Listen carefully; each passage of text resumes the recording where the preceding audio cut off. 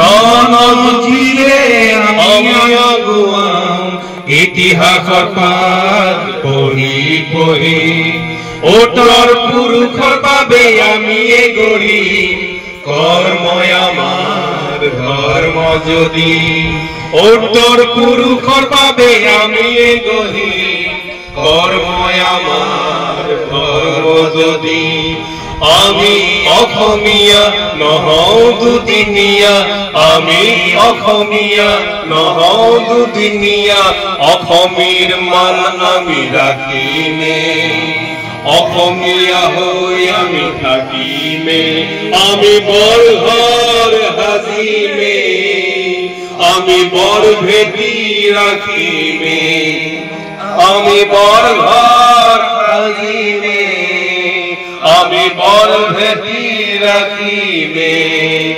বৰঘৰৰ বৰকুটা সংস্কৃতিৰে জাতিটোক চিৰদিন বান্ধিমে বৰঘৰৰ বৰকুটা সংস্কৃতিৰে জাতিটোক চিৰদিন বান্ধিমে জাতিটোক চিৰদিন বান্ধিমে জাতিটোক চিৰদিন বান্ধিমে জাতিটোক চিৰদিন বান্ধিমে আৰু অতিকৈ শ্ৰদ্ধাৰ বহু দিনৰ পৰা একেলগে কাম কাজ কৰি থকা আমি এই সমন্বয়ৰ যাত্ৰাত সংস্কৃতিৰ যাত্ৰাত আজি মিনিমাম 22 বছৰে লগ পোৱা একেলগে কাম কাজ কৰা মৃগেন কাকতি ডাঙৰীয়া আমাৰ আৰু শ্যামদাক জানি আছিলো এনে বছৰ হ'ল শ্যামদাক একদম নলে গলে পাই আছো তেখেতক আমি শ্ৰদ্ধা জনাইছো যেহেতু টেঙানীৰ সন্তান এতিয়া অসমৰ গৌৰৱ আমাৰ শ্যামদা আৰু শ্ৰদ্ধাৰ এই জংঘল দিনৰ পৰা একেলগে কাম কাজ কৰি থকা জিতেন বৰা ডাঙৰীয়া আৰু হতিকৈ মোৰ শ্ৰদ্ধাৰ মৰমৰ টেঙানী সকলো ৰাইজ সকলোকে মই আন্তৰিক অভিনন্দন জ্ঞাপন কৰিছো সংগ্ৰামৰ ভেটি আমাৰ টেঙানী আপোনালোকে জানে 2002 চনত ইয়াতে সংগ্ৰামৰ শিৰোনাম দখল কৰি টেঙানীক আজি সকলোৱে জানে কেনেকে জানে সকলোৰে তেজ আছে সকলোৰে ঘাম আছে সকলোৰে শক্তি আছে আমাৰ টেঙানীক মানে ভাৰতবৰ্ষৰ বুকুত বা বিশ্বৰ বুকুত লৈ যোৱাৰ আমাৰ সকলোৰে ত্যাগ আছে এই ত্যাগৰ বাবে টেঙানীক জানে আৰু এই টেঙানীতেই 2009 হওঁতে মই বিভিন্ন ধৰণৰ কাম কাজ কৰি 2002 চনত অখিল আৰু ভুৱনেশ্বৰ নহাৰ প্ৰাগ মুহূৰ্তত এই সংগ্ৰাম ৰোধ কৰাৰ বাবে বহু কষ্ট বা বহু আমি যুঁজা কৰি কেশৰ নৰকে আদি কৰি টেঙানী যতীন শইকীয়াকে আদি কৰি আমি কাম কাজ কৰি গৈছিলো আৰু এই কাম কাজেৰে দেখিলো আমি হয় যে আমি কৃষকৰ নাম লৈছো শ্ৰমিকৰ নাম লৈছো কিন্তু তাতে থাকি গৈছে আমাৰ উঠি অহা প্ৰজন্ম লেখক লেখিকা গায়ক গায়িকা এই সকলোৰে কাম কাজত অকণমান ব্ৰেক দেখি মই যেহেতু আপোনালোকৰ টেঙানীত নথকাৰ সময়তো মই দয়াঙত থকাৰ সময়ত এই জল জল ফটফটকৈ কাকতি ডাঙৰীয়া জানে মই বিভিন্ন চিনেমাৰ কাম কাজ কৰি আছিলো মই 20-21 বৰ্ষতেই চিনেমা কৰিছিলো অসমীয়া আৰু মিচিং ছবি মুকচুক বুলি দয়াঙত প্ৰথম চিনেমাৰ মেকাৰ হিচাপে মই হৈছিলো কিন্তু তাৰ মানে পিছত আহি টেঙানীতে থাকি আমি মৃদুলা বৰুৱা মুনিন বৰুৱাকে আনি বৰপথাৰ আইটিআই কলেজত মানে 7 দিন আমি কৰ্ম ৱৰ্কশ্বপ দিছো জিতেন্দ্ৰও জানে এই কথাবোৰ এনেকে চাই আমি গম পালো যে অতীতটো বা সভ্যতাটো সংস্কৃতিৰ বিনে সভ্যতা বা মানৱতা গঢ়িব নোৱাৰি সেয়েহে আমি চালি জাৰি চাই যে অসমখনৰ অসমীয়া জাতিটোক বা বিশ্বৰ বুকুত মানৱতা জাতিটোক কি দিশত একত্ৰিত কৰিব পাৰি কি দিশে সদায় দিন জীয়াই ৰাখিব পাৰি আপোনাৰ প্ৰতিভাটো মোৰ চিন্তাটো সেইটো মাত্ৰ সম্ভৱ হয় সাহিত্য সংস্কৃতিৰ যোগেদি সেয়েহে মহান পুৰুষৰ আদৰ্শ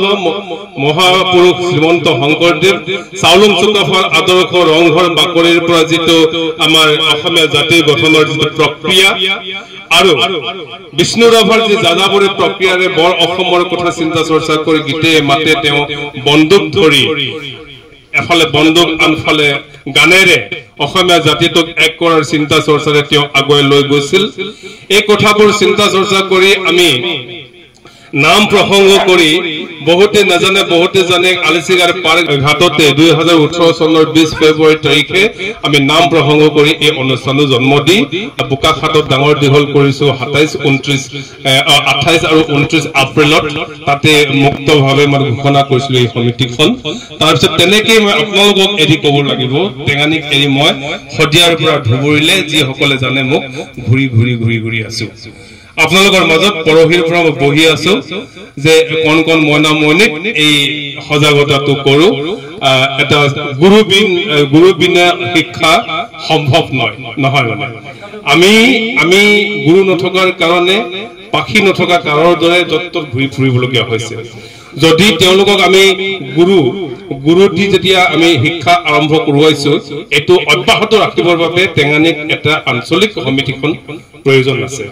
এইহে এই আঞ্চলিক সমিতিখন অনুভৱ কৰি খুব কম দিনৰ ভিতৰত এইটো কৰিবলৈ চিন্তা চৰ্চা কৰিলো হেহে মূল কথাটো হৈছে আমি সাংস্কৃতিকভাৱে উঠি অহা প্ৰজন্মক আমি সজাগ সচেতন কৰি সমাজখন গঢ়াৰ চিন্তা চৰ্চা কৰিছো আৰু অকল ইয়াত গীত মাত বা ইত্যাদিৰ কথাটোই নাথাকে ইয়াত কৰ্ম সংস্কৃতিৰ কথা থাকে যেহেতু আমাৰ একদম এই মাটিটোৱে কয় চাহ খেতিটো কেনেকৈ আমি ইয়াত উন্নত ধৰণৰ প্ৰগতিৰ দিশত আগুৱাব পাৰে এই ব্যৱসায় বাণিজ্যৰ কথাটো আছে বজাৰখন যদি নাথাকে এই চাহ খেতিটো মূল্যবিহীন হৈ যায় এতিয়া কেতিয়াবা 5 টকীয়া হৈ যায় 10 টকীয়া হৈ যায় চাহ খেতিটো এইটো আমি চিন্তা চৰ্চা কৰিম মানে কৃষ্টি সংস্কৃতিৰ প্ৰথম উৎসটোৱে হৈছে খেতিৰ পৰাই মানে জীৱন জীৱিকা হৈছে এইটো খেতি নাথাকিলে কৃষ্টি সংস্কৃতি নাথাকে এইটো কাৰণে খেতি বজাৰ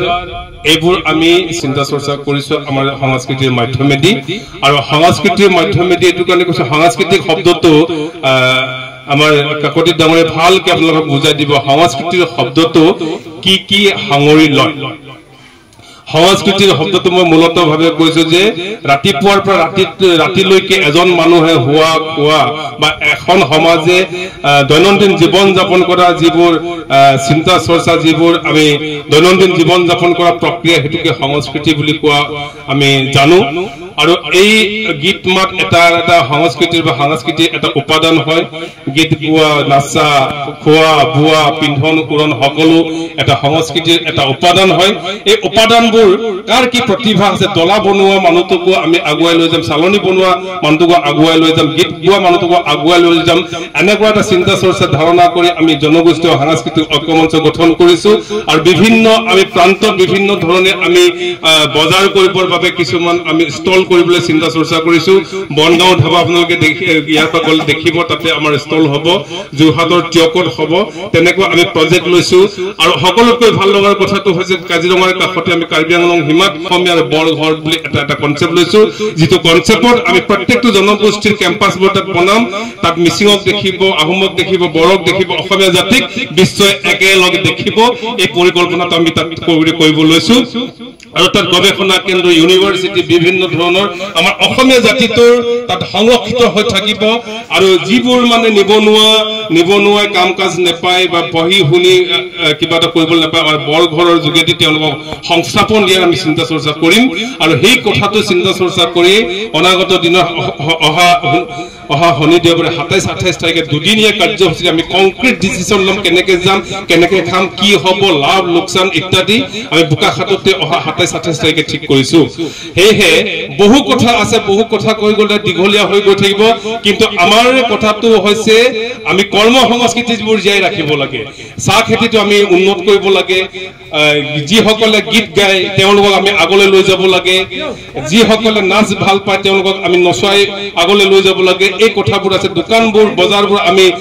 আমাৰ থলুৱাৰ হাতত ৰাখিব লাগে এই কথাবোৰ আমি চিন্তা চৰ্চা কৰি অনুষ্ঠানটো গঢ়িছো আৰু জনগোষ্ঠী বুলি ক'লে আপোনালোকে আজি মনত ৰাখক যিসকলে অধ্যয়ন কৰা নাই যিসকলে নাজানে জনগোষ্ঠী বুলি ক'লে আহোম চুতীয়া কোচ কলিতা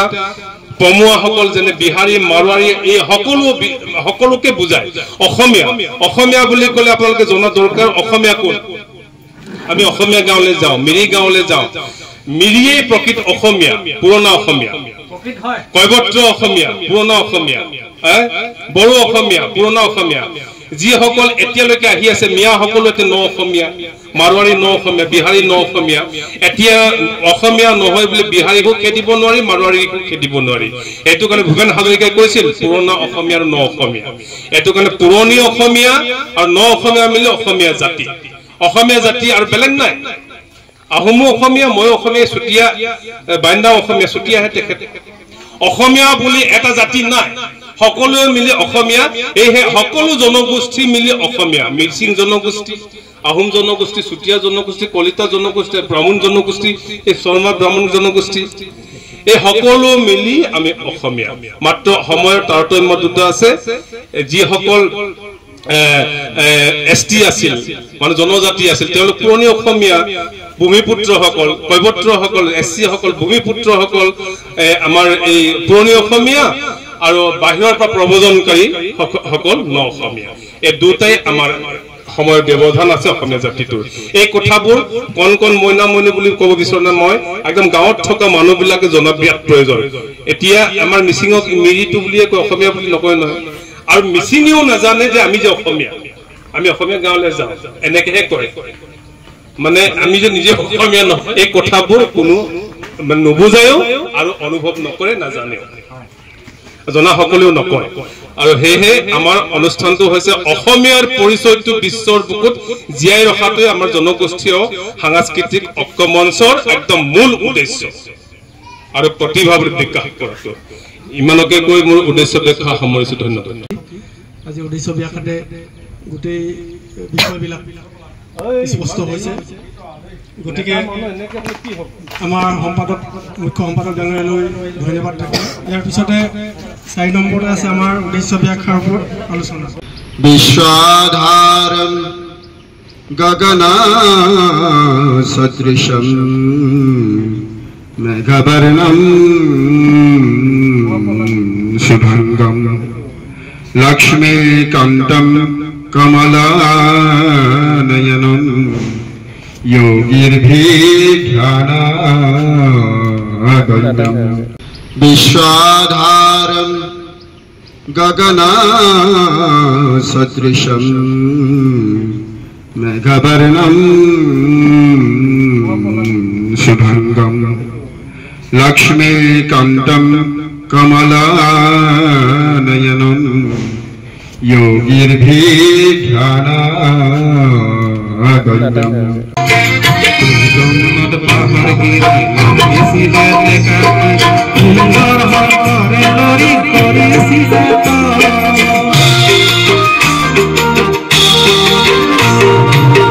জন্নত পাহাড় গিরি এসিলে লেখা সুন্দর হরে লরি করে সিসত যাই জরি যা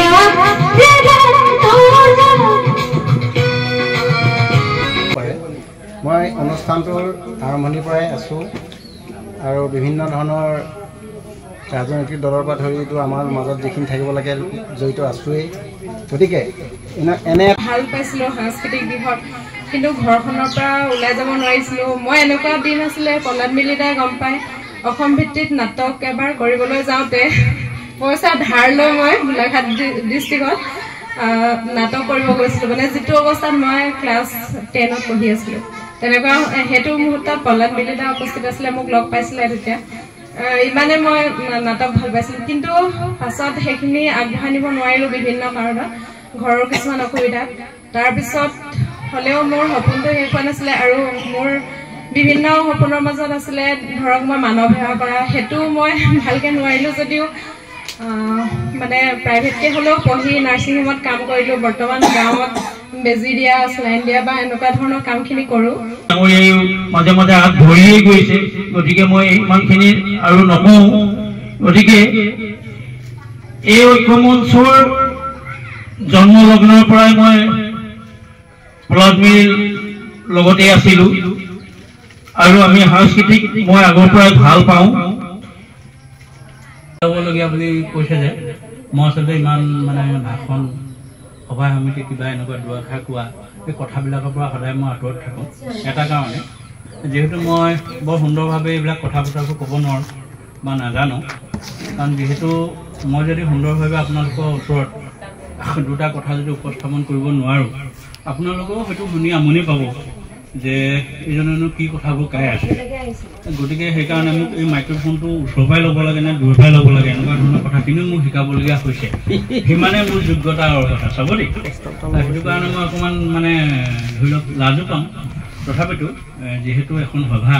আপোনালোক যিহেতু ইমান মানে দেৰিলৈকে ইয়াত অপেক্ষা কৰি আছে বা আপোনালোকৰ সভাখন মানে সুন্দৰভাৱে পৰিচালনা কৰাত মানে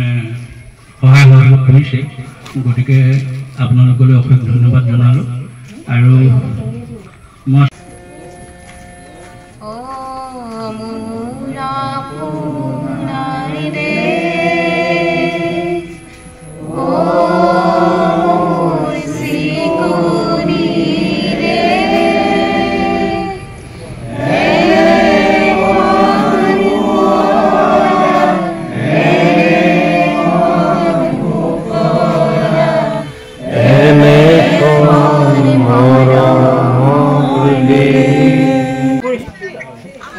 আজি জনগোষ্ঠী ও সাংস্কৃতিক ঐক্যমঞ্চ টেঙানী আঞ্চলিক সমিতি গঠন কৰা হৈছে আৰু এই সমিতিখন আজীৱন আমাৰ জাতিটোৰ প্ৰজন্মৰ নেতৃত্ব ল'ব নিশ্চয় টেঙানীৰ সতীৰ্থবৃন্দ। শাৰী পাতকচোন, প্ৰদীপ দা, প্ৰদীপ শাৰী পাতক।